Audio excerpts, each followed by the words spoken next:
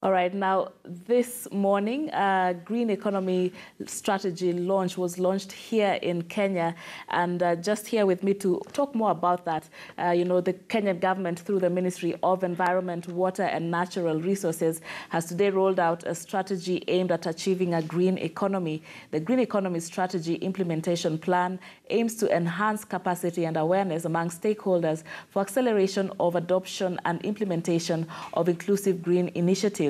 A networking forum has also been created to help stakeholders share experiences and lessons learned from the implementation of the green economy initiatives. Proponents say green economy investment is one of the ways through which Kenya can achieve economic growth that is sustainable, inclusive, and transformative. The initiative is Kenya's blueprint in advancing towards a low-resource efficient, equitable, and inclusive socio-economic transformation. This builds upon Kenya's commitment to a low development pathway and represents an advancement of this commitment to integrate resource use and efficiency, as well as minimizing environmental impacts into Kenya's economic development. So that is a launch that happened this morning, and just joining me to discuss more about this and to get in-depth understanding of exactly what green economy means, I'm now joined by Jackson Kiplagat, who is from the WWF, a policy director there, and Dr. Ayub Masharia from the Ministry of Environment. Thank you very much, gentlemen, for joining us this afternoon. Thank you. So there's a lot of talk about green. Everything is going green, yeah? So we want to understand exactly what the green economy is about. Maybe you can talk to us a little bit about this, Jackson. Thank you very much, Sharon. As you've correctly put it, today Kenya launched the Green Economy Strategy and Implementation Plan. And this document, of course, is a government blueprint that is going to guide government, both national, county, private sector, civil society, and all citizens in Kenya towards guiding the country through a low carbon development pathway. I know many times and in many places, green or green economy can be defined in many ways. But within the concept of our green economy strategy, it is actually guided by the theme of the strategy, which is actually guiding the country through a low carbon, resource efficient, and socially inclusive development. All right, I'm talking about low carbon. A bit later on, we want to talk about a big project that is on everyone's lips, everyone here, meaning everyone who is in one way or another involved in talking about environmental conservation. But Dr. Ayub, what are the tenets of this strategy? What exactly does it entail, and who does it involve? Well, we need to ask ourselves one question: the issue of economy. What is it that we mean? Yes. Because after we understand that, then we'll understand the green part of it and who is involved. When we talk about economy, in simple terms, we are talking about the issues to do with livelihoods for the people. You know that people interact with resources, different resources. They interact with, for example, plants, and when they interact with plants, they give them meanings. Yeah? So when they look at a banana, they see food, they also see money. And so banana can be a source of jobs for people. And so when you talk about jobs and money, then that is economy. And I've just used the example of banana, but if it was a tree, for example, you know that people, when they see a tree, they see firewood, they see honey, they see timber, and when we all those have different values. Right. The value is different. Right. And so when we talk about green economy, therefore, we are talking about seeking these livelihood options so people can access trees to get timber, to get other forest products, but at the same time, making sure that during the harvesting of the trees, they do not degrade the forest ecosystem. They do not overharvest the trees. And so this document is about all the activities that humanity in Kenya, the people of Kenya, are involved in So whatever all the economic activities. Yes, whatever livelihood activity they are involved in is captured in this document. And you know, when you talk about livelihood, we are also talking about buildings like where we are. So when you are doing a building like this one, right, what kind of materials are you supposed to use? And we are saying that they should use environmentally friendly materials. At the same time, we also look at issues to do with when you do the building, you know, you will not be demolishing it every now and then. Right. But we would like you to use less energy. Sustainability is at the core of all of this. Yes, is at the core of everything. Right. So we need people to use less energy. And when you use less energy, also your bills come down. Right. You use less water.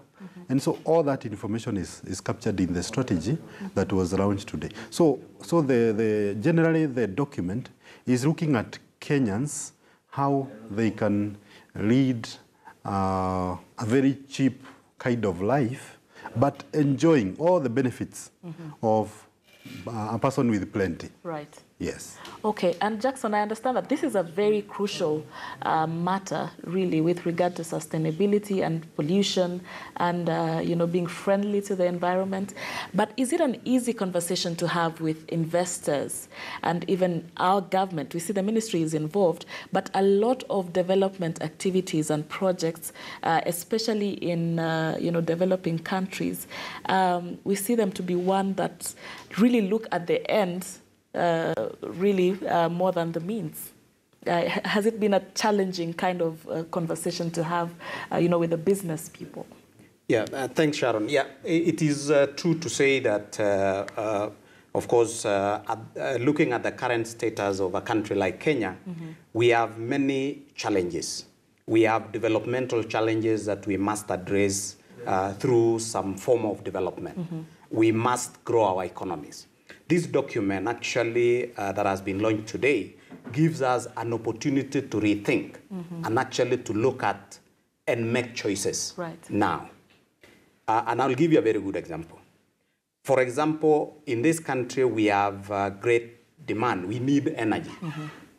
But at the same time, we understand that there are countries that have taken or made choices in the past around energy mix that are giving them problems in forms of quality of air, for example.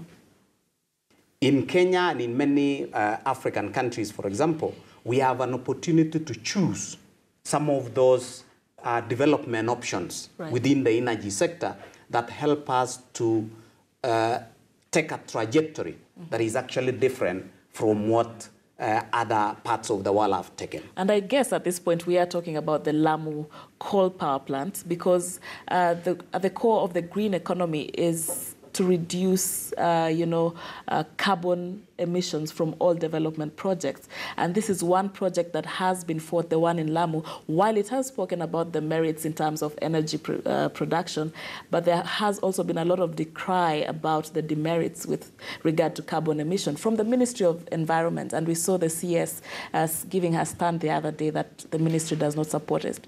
How far is this going and what is the stand now with regard to that particular project? Well, I may not be able to give the updates because I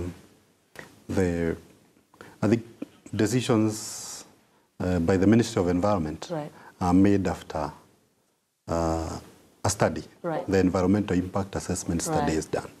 And I think what the Kenyans need to understand is that all projects have impacts on the environment.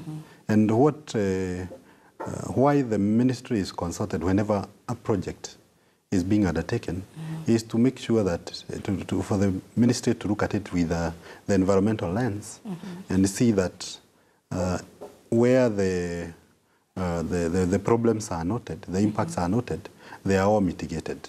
And I think it is very clear in literature that we have very many coal plants all over the world. But why ours is different is because we would like it to be done in such a way that we have a clean process. And so the question I think that should dominate our media is,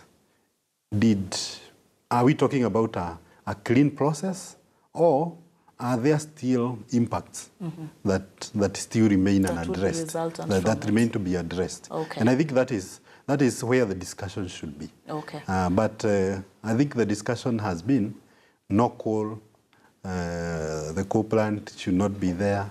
And I think we need, first of all, to understand what documentation has been given to NEMA and whether all the issues have been addressed. Okay. Yes. All right. And Jackson, just by way of understanding the status quo, how would you say Kenya is doing in terms of using clean energy and having a green economy? Even as we've launched this blueprint now, are there ways that we are already, implementing this, or are we failing? Yeah, Sharon, it is true that as a country we are making very good progress in terms of going green. We, of course, have a lot of room for, of course, continued improvement. And I'll give you just a few examples in terms of how Kenya is actually moving quite fast. All right. At the policy level, of course, the country has set out a 2030 vision, which tries to outline how the country can develop into a middle-income country. But at the same time, it has a very critical pillar on environment. Within this critical pillar, we have our constitutional support in terms of ensuring that one of those key rights entitled to every Kenyan is a clean and healthy environment. Right. We have got the legal framework, which is supported by various strategies, including the National Climate Change Action Plan, the Green Economies Strategy, and of course commitments at the global level, including the Sustainable Development Goals, the Paris Agreement, Right. have a bearing in how Kenya can move or take this trajectory that is going to be more meaningful and more productive for Kenya. A very good example is that Kenya has made a commitment through the NDCs within the Paris Agreement to actually reduce its emissions by about 30% by 2030. Some of the strategies that have been put in the Green Economy Strategy are going to be very instrumental in contributing to this. And I'll just highlight a few of them. One is, for example, a suggestion to have many of our national capitals, national towns, have mass transit systems that can remove the traffic jams that we experience and therefore reduce the emissions from vehicles that are stuck on the roads every day. Right. There are initiatives that have been driven by the private sector, for example. A very good example is what the Kenya Bankers Association has just started, the Green Bond Program for Kenya, which will, among other things, raise resources from the market and use those resources for projects that are generally green. Right. As we speak now, I think the country is maybe over 80% on renewable energy. Oh, that's good. Basically from hydro, geothermal, Right. wind, and solar. But we are also aware that there are initiatives in the country that can increase this significantly. So we are making good strides, and with this guidance, and especially influencing the content of the medium-term Plan 3, we are going to get to good status. All right. Thank you very much. Still quite a lot to talk about, but I understand we are out of our time now. But thank you so much, Jackson. Thank you so much, Dr. Ayub, for your time. And such an important blueprint that was launched today by the Ministry of Environment and by the WWF, involving so many stakeholders and policymakers, just looking at how, to ensure that our economy, while it develops in a sustainable way, one that is energy efficient, as well as one that aims at reducing carbon emissions. Let's move on.